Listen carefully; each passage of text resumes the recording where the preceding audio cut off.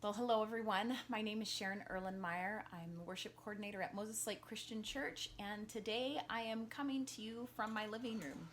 It's not the typical place where we usually hold our worship services, but today that's what we're doing as we've found ourselves isolated and apart during this outbreak of COVID-19. And I just want to bring some encouragement to you guys that though we are separate, we are still together. And the things that bind us together are the truths that we believe about God, that are true about God. It would be really encouraging as we are separated if you guys would just leave a comment in the comments below. What's a verse that's been resonating with you, or some word of encouragement that God's brought to you during this time, and maybe we can all have some way of being connected and being encouraged through each other as we're not meeting. But I encourage you, go ahead and drop a comment with a verse of encouragement in the comments, and we'll read those, and maybe we'll post a few of them. But maybe this is a way that we can just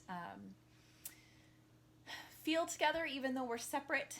It is very different, but let's all work together and see what we can do to encourage one another and reach out to one another as the church, lifting each other up. With so many changes and things that are different, and we're just doing life differently, it can be encouraging to have a sense of the familiar, even in some small way. So I thought we would sing together a couple of songs that are very familiar to us. We'll read some scripture, and then I'm going to point you to some songs of encouragement that are put together in a playlist. You can click on them after this video, or they will play. Have a time of worship with your family. Listen to the songs and be encouraged that God is in control. He holds all things together. That's what we find in Colossians chapter 1, verse 16 and 17. I'll read for this morning's somewhat of our call to worship, despite being apart.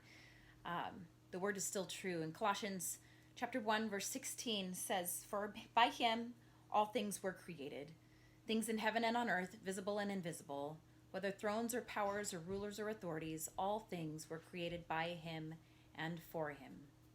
He is before all things, and in him all things hold together."